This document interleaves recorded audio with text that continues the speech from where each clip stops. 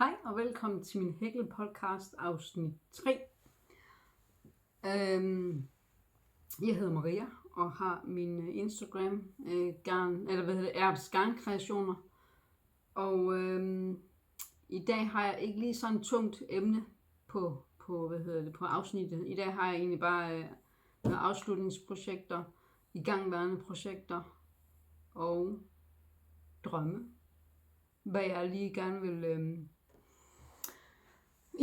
gerne vil hækle. Og jeg har jo været ude i YouTube-universet og ledet efter sådan nogle strikkepodcast, og kan se mange steder, at de reklamerer for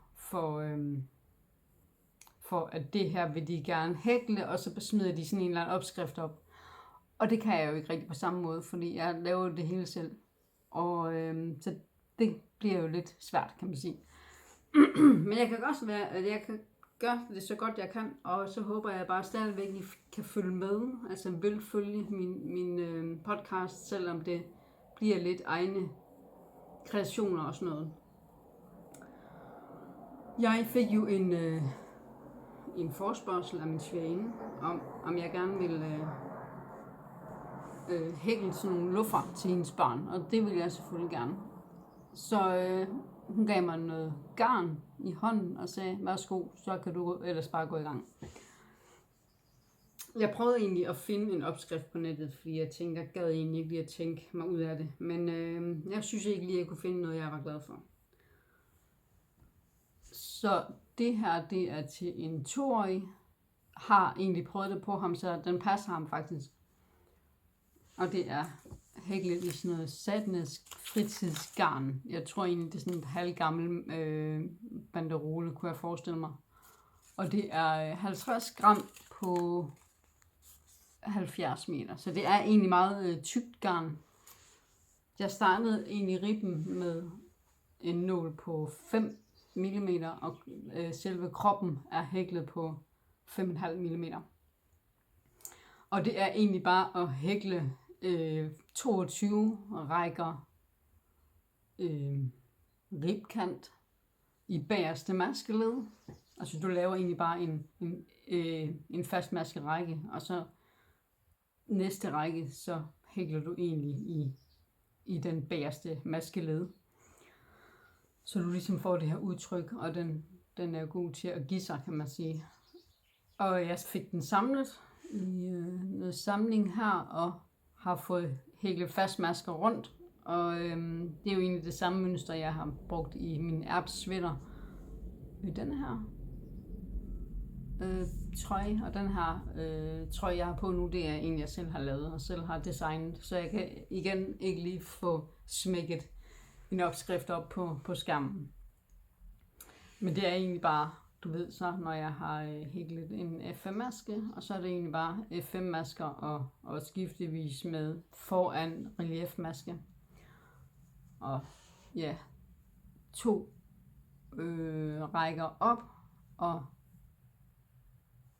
spring 4 masker over og hækle 4 luftmasker, så man ligesom får lavet hul til tommeltotten. Så er det egentlig bare op og kører videre op med mønster og får lavet indtagninger. Indtagningerne, de er egentlig ikke super kønne, men nu var det egentlig heller ikke nogen opskrift, jeg skulle udgive. Det er i hvert fald ikke meningen. Og det kan da godt være, at jeg på et tidspunkt kommer til at lave nogle luffer eller handsker i min Erbs serie. Det ved jeg ikke. Det bliver et projekt, der kommer til at køre i fremtiden, fordi jeg kommer i hvert fald ikke til at bruge det samme garn. Fordi det er meget sådan kradsende og rustikt, og det er ikke noget, jeg egentlig ville vælge til en luft, men nu fik jeg jo lige smidt garnet i hånden, kan man sige. Og egentlig de samme, og hun er så 4 år, så den har jeg egentlig bare forlænget op i kroppen her. Men princippet er det samme, altså 22 rækker,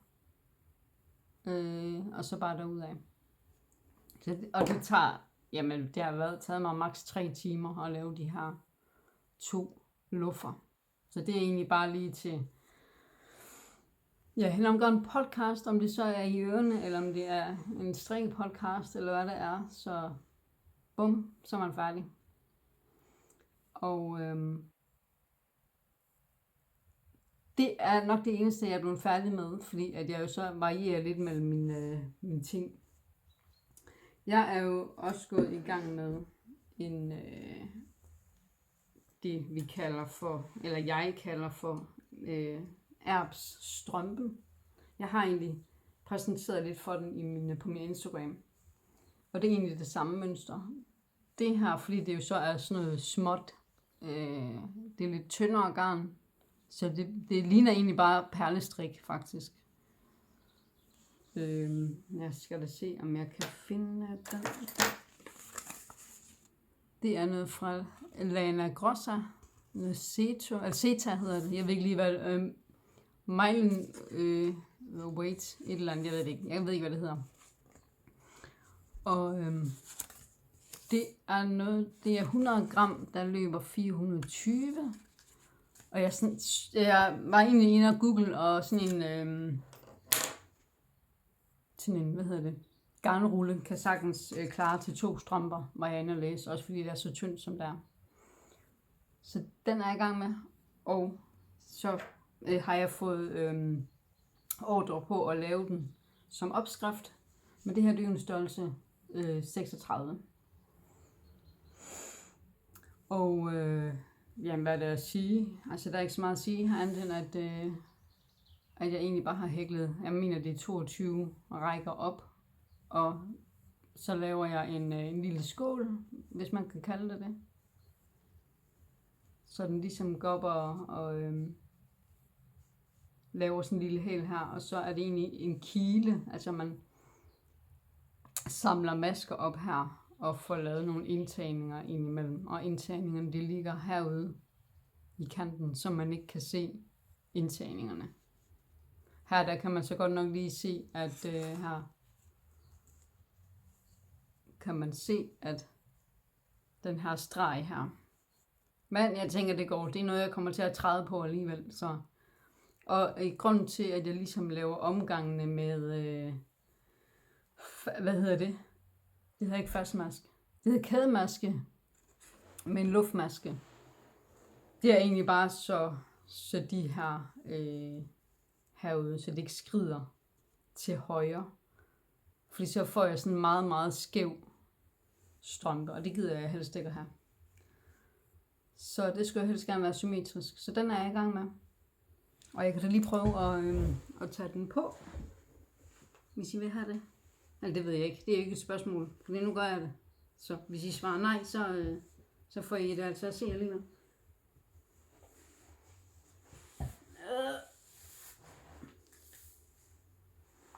Så jeg ved ikke, om I kan se det ordentligt. Jeg er ved at falde fra stolen lige. Men se hælen der og kilen. Ja, I kan nok ikke se det så godt, men det bliver nok noget til noget engang.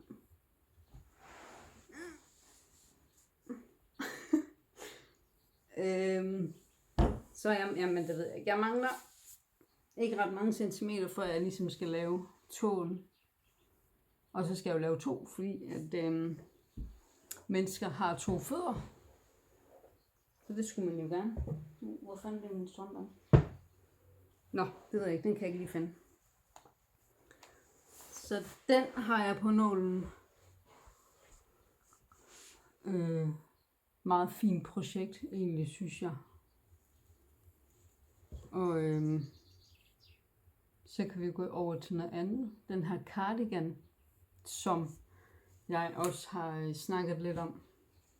Jeg fik jo ekstra garn i går. Og har fået hæklet min kant her. Hele vejen rundt. Jeg fandt jo så ja, det gør jeg faktisk ikke. Jeg fandt ikke fejlen, fordi jeg kan ikke se det.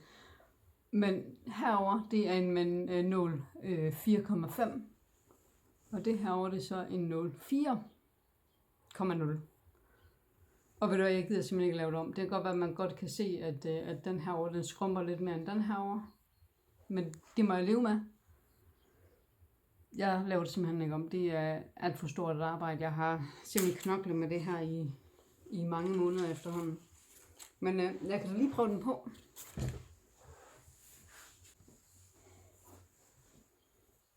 Sådan ser den ud. Der mangler kun de ærmer.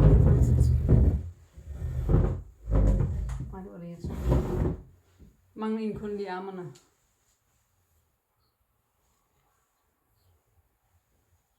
Og jeg kan ikke lige helt finde ud af, om jeg synes, den er god eller dejlig, men jeg bare synes, det er sådan et tungt tæppe. Så jeg synes egentlig, den er lidt svær at vurdere, før jeg ligesom har fået ærmer på. Og igen, det er noget, jeg selv har designet. Det eneste, jeg ikke har designet, det er den her firkant. Den er lavet af en designer, jeg lige kan lægge op her. Skidedygtig for øvrigt. Og den mener jeg, den koster noget for at downloade. Det var egentlig meningen, at jeg ville have lavet en taske ud af alle de her firkanter. Og så tænkte jeg, at den her taske blev jo slidt, og det er jo i, mener det 100% uld, den bliver lavet i. Og jeg synes jo, det var lidt synd at slide sådan noget uld der. Så hvis jeg endelig skal lave nogle taske, så bliver det altså i 100% akryl, fordi akryl det er slidstærkt. Jeg kan da lige vise, hvad for noget garn jeg har brugt. Lana Gatsu, tror jeg det hedder, Messina, sådan noget italiensk uld. I den her farve, det er sådan lidt lys farve og lidt mørk. De ligner faktisk meget hinanden, men den her, den er lidt mørkere. Tror jeg, er det den her. Den er lidt mørkere. Men man kan ikke se det egentlig så godt. Men det her, det skulle være en hasselfarve, og den her farve, den ved jeg faktisk ikke, hvad hedder. Og så har jeg den i de her blå. Fed kombination, hvis jeg selv skal sige det. Det er bestilt inde på net. For den hedder Netgarn eller Netbutik. Et eller andet. Den eksisterer i Aarhus, ved jeg. Og hvad drikker jeg? Jeg drikker iste. Nej, det passer ikke. Iskaffe, undskyld.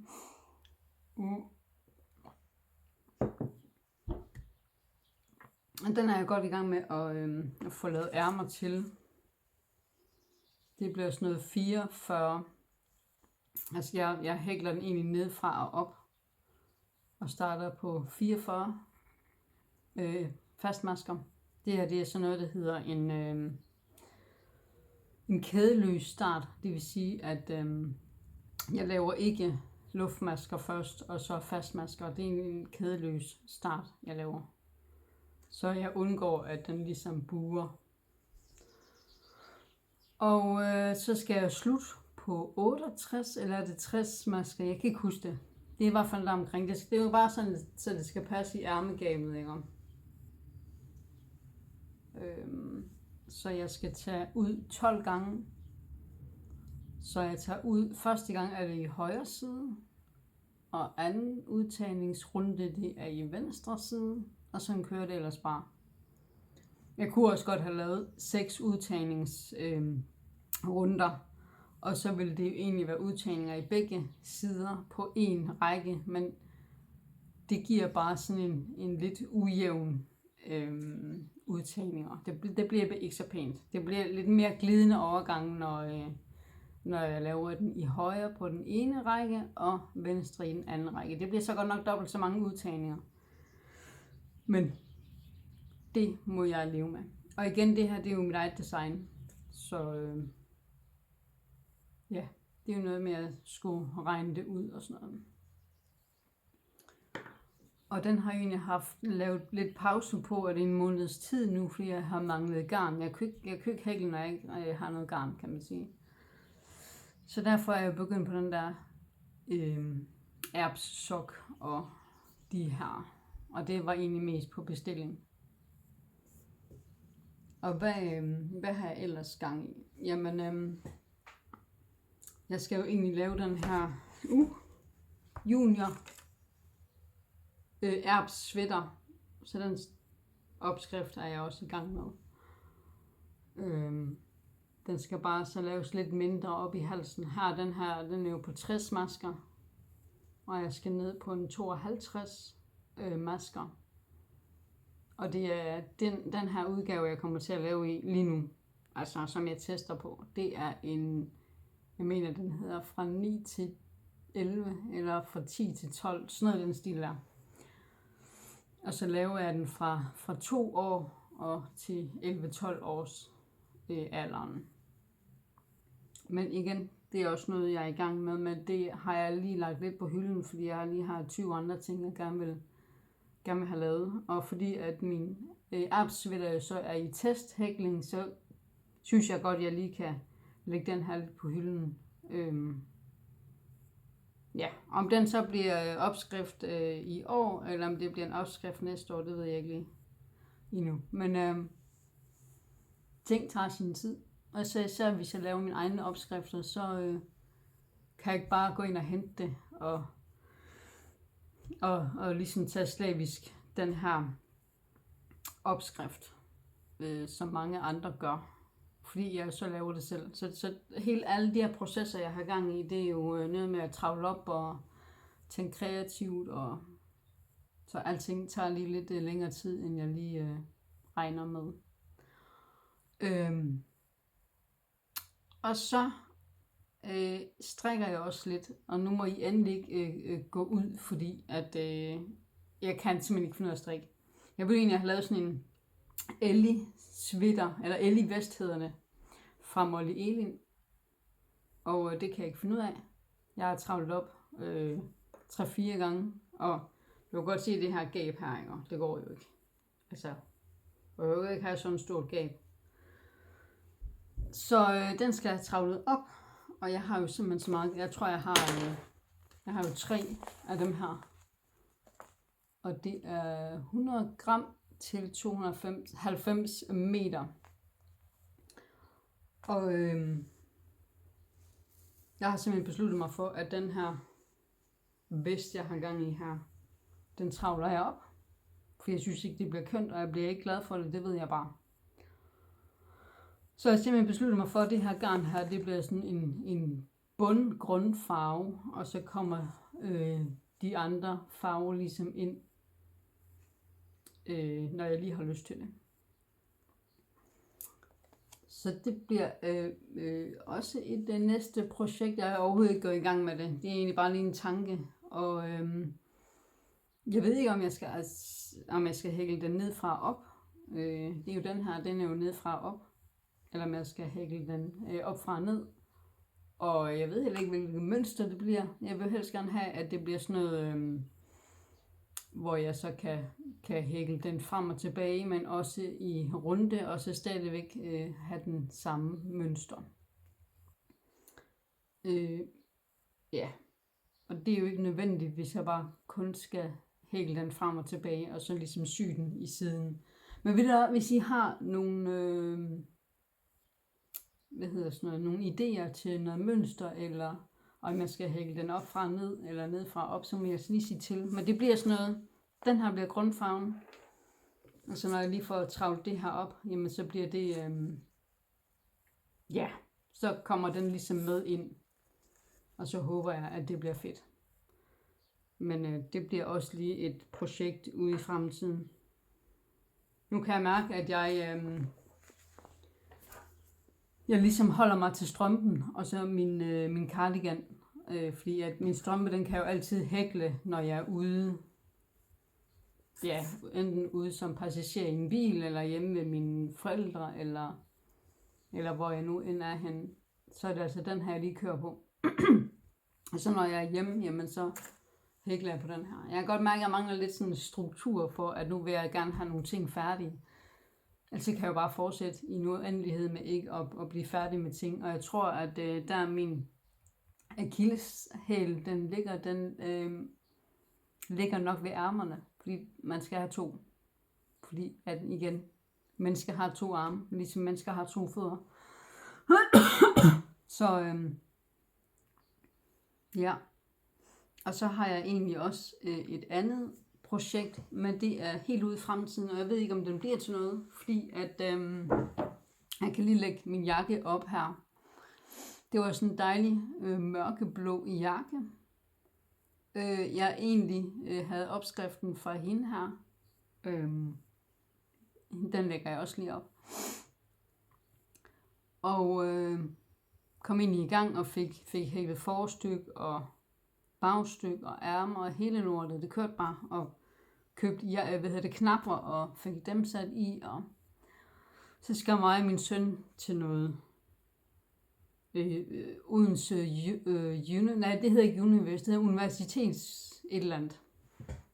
Det er ikke hospitaler, men det er sådan noget universitets et eller andet, hvor de laver sådan noget, ja, så scanner de en bamse og tager blodprøver på en bamse og alt muligt. De har alle mulige fede ting der. Så det skulle mig og min søn til. Og jeg har min jakke med. Det er sådan en overgangsjakke. Og jeg har det jo med, jeg havde det lidt varmt. Så jeg tager jo så min jakke over den her taske, jeg så går rundt med. Og mig og min søn, vi er færdige.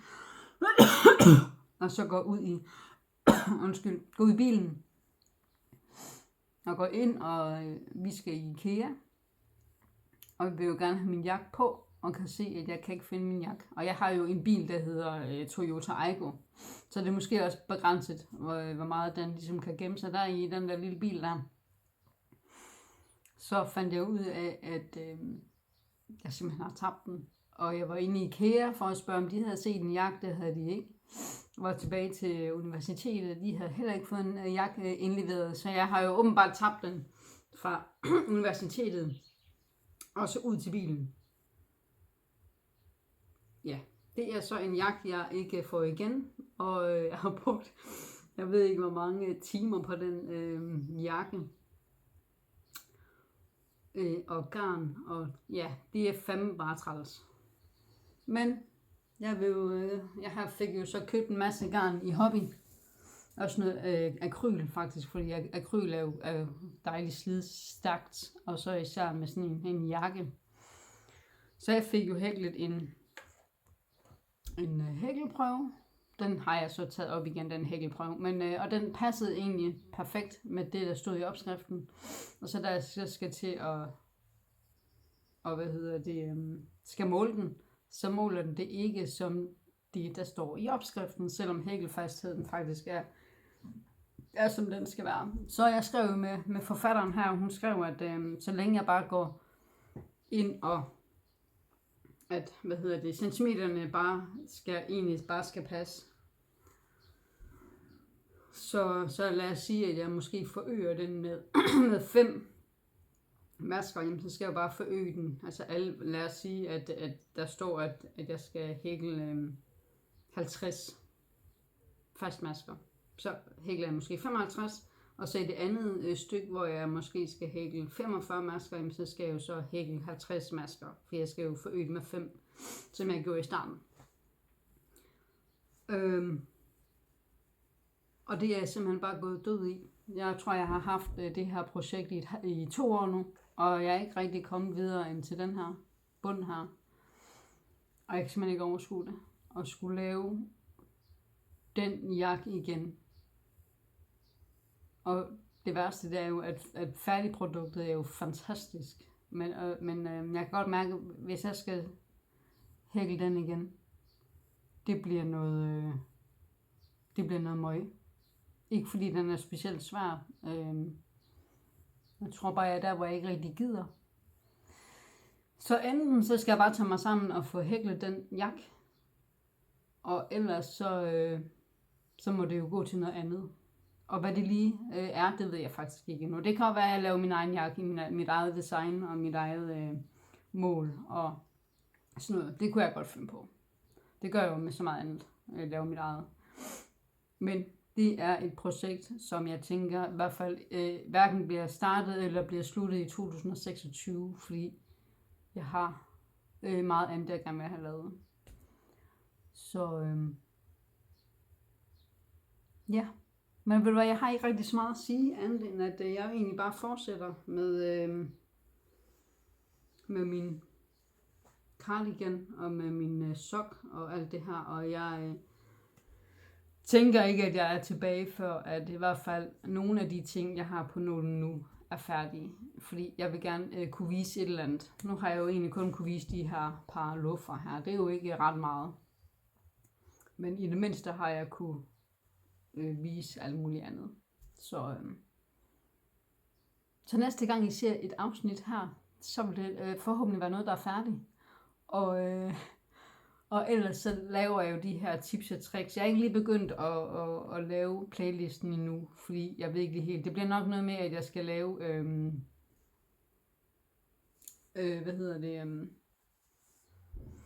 hvordan man laver de her kædeløse, som jeg har lavet her. De her kædeløse starter. Både, altså det her, det er jo sådan FM kædeløs start, hvor at du jo selvfølgelig også kan få dem i halvstangmasker og i stangmasker, og du kan få dem i kædemasker også. Nej, det passer ikke. Sludder. Det er i hvert fald bare fastmasker, halvstangmasker og stangmasker, man kan lave dem i. Og så kan jeg jo selvfølgelig også lave sådan et afsnit, hvor jeg selv laver, hvordan man laver de her,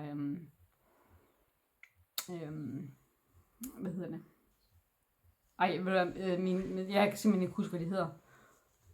Ribkant. Fordi den er jo så lavet i fastmasker. Og så tænker man kan lave nogle i halvstangmasker og i stangmasker. Og så kan man faktisk også lave det, vi kalder for kædemaske ribkant. Det kommer så til at ligne lidt mere sådan noget strik, men det bliver på en lidt anden playliste end den her podcast. Så jeg har masser af ting, jeg har i tankerne, som jeg fik at vide af en. Jeg har en popcorns i hjernen. Den popper bare med alle mulige idéer. Og så håber jeg så også bare, at jeg kan få dem færdige. Men jeg tænker ikke, der går mere end 14 dage, en måned, så er jeg på jeres skærm igen. Og så håber jeg, I får en helt fantastisk dag. Hej.